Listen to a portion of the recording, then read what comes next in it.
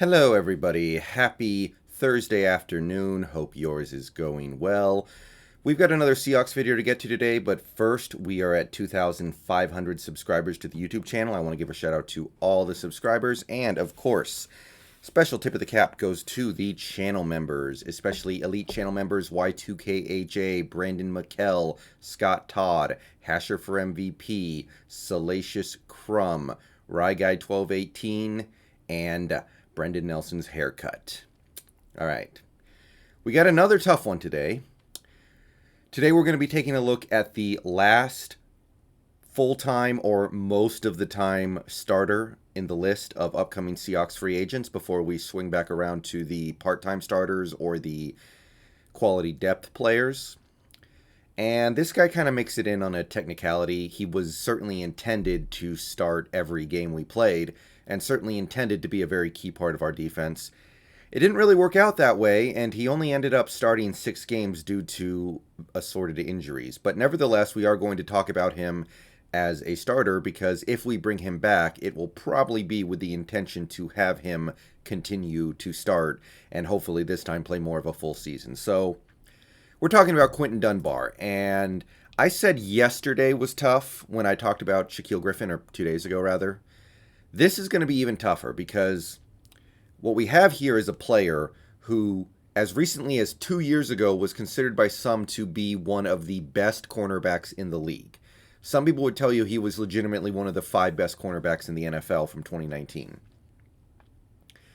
But then, in 2020, he could not have been more of a disaster. He got into legal trouble off the field that provided a locker room distraction for a good chunk of the offseason, managed to evade the worst of it, but was still a distraction off the field, and then proceeded to get injured a lot, play very bad in at least a couple of games, and admittedly sprinkle in a couple of good performances and a couple of good plays here and there. But on the whole, Quinton Dunbar's 2020 was a disaster, so that's going to make this hard. But we're going to try to compare him to previously signed contracts. All right. First, let's take a look at Quinton Dunbar, the player. From last year, we can see he played in 6 games, and he had 1 interception. He had 5 pass deflections, 30 tackles, 2 tackles for loss. And in terms of basic numbers, it seems like a pretty reasonable season given the fact that he only played in 6 games. However, if you go down to his coverage metrics, we have a problem here. Quinton Dunbar managed to give up almost 500 yards in coverage despite only playing in 6 games. If you average this out over the course of a full season, Dunbar would have been the worst cornerback in the league in terms of allowing passing yards, and it would not have been close. Now, there's a caveat there. I think we all understand he was playing injured against the Buffalo Bills, should not have been on the field at all, so what do you think is going to happen? But it's not like Dunbar was playing fantastic in some of the other games he had.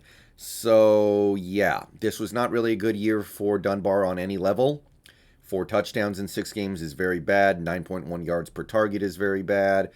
4 missed tackles is fine, I suppose. It's not great in 6 games, but it's not terrible either.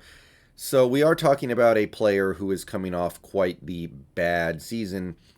However, we cannot completely ignore what he did in 2019 for the football team, at that point Redskins.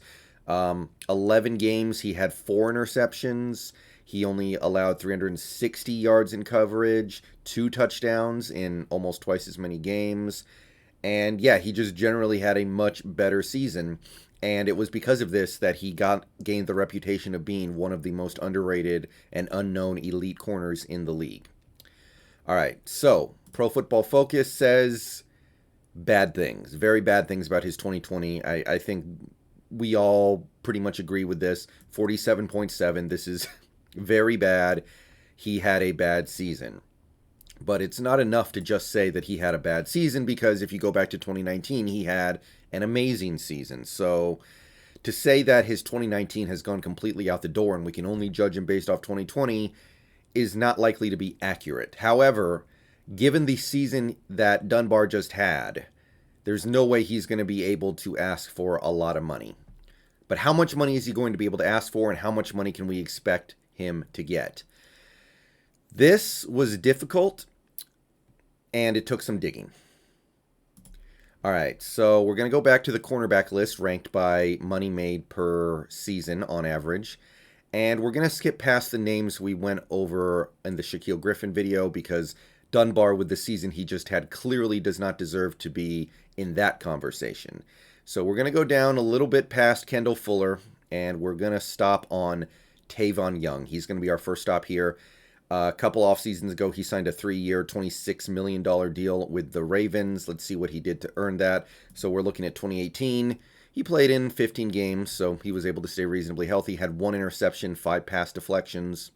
Sounding kind of familiar there, actually. Scored a couple of touchdowns off fumble recoveries for whatever that's worth. Had a couple sacks. It's actually a season that bears some resemblance to Dunbar's 2020 in some areas. If you go down to his coverage stats, however, he was generally able to keep himself much cleaner, which is impressive given the fact that he played in a lot more games. 62.3 completion percentage, 435 yards, 5 touchdowns. It's not great by any stretch of the imagination, and he missed a lot of tackles, but the general ability to stay on the field alone probably puts him above Quinton Dunbar. However, I don't think we're that far away. As for Pro Football Focus, this is a pretty decent grade for him in 2018, 62.7.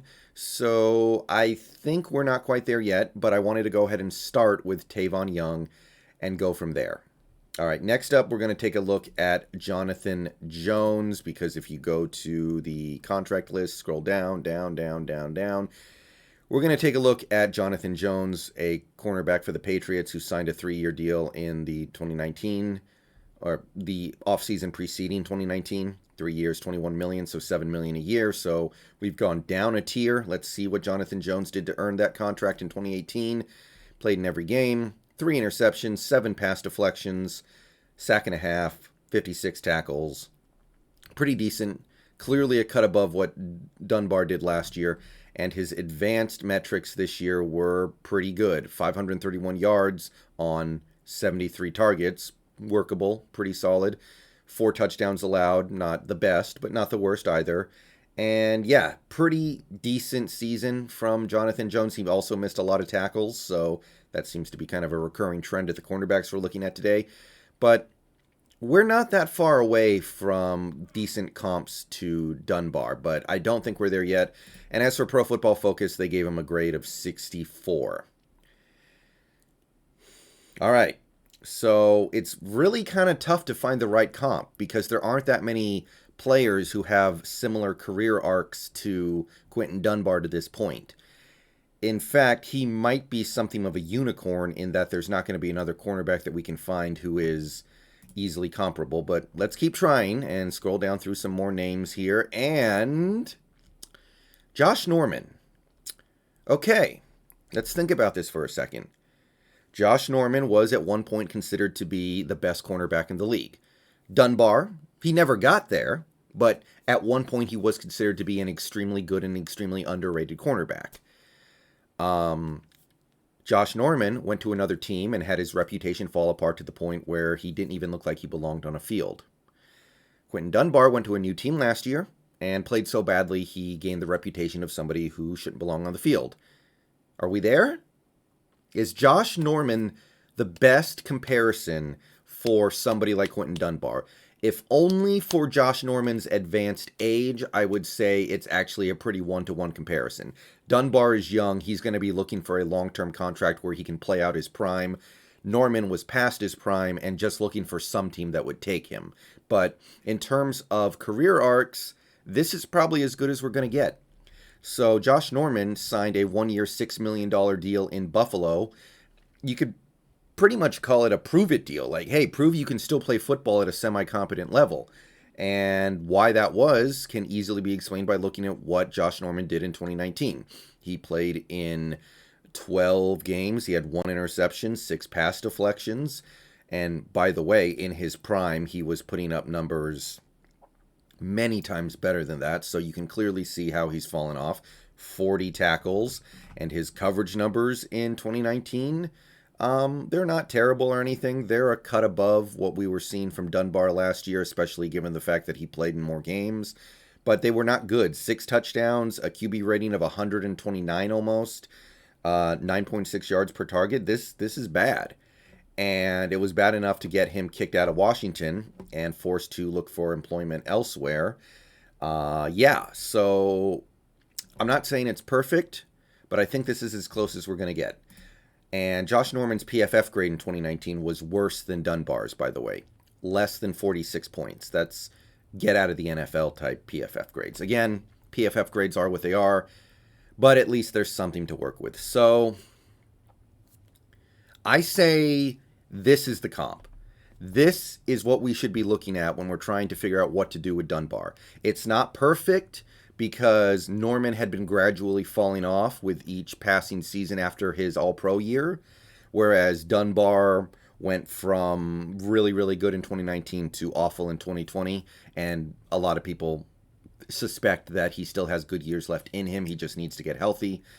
It's not perfect, but I think we've kind of hit on the range here. So when it comes time to talk contract extension with Quinton Dunbar, I think the Seahawks should be pointing towards a guy like Josh Norman and say, Josh Norman took the 1-year, $6 million prove-it deal.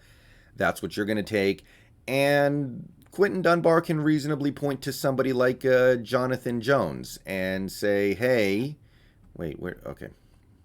and say, hey, give me a little bit of security. I know I'm not the greatest, but I've been great before. Give me that 3-year, $7 million a year deal. And maybe they land somewhere in the middle. So if I had to guess a Quinton Dunbar extension, I would say 2 years, $13 million, 2 years, $12 million. This one's tough, but I did the best I could. Let me know what you guys think in the comments. Peace out. Go Hawks. Streams tonight. And I don't know if Dunbar's going to come back or not. I don't know if I care that much if he does. But if he does, that's my guess. I'm going to say 2 years, $13 million. Let's see what happens.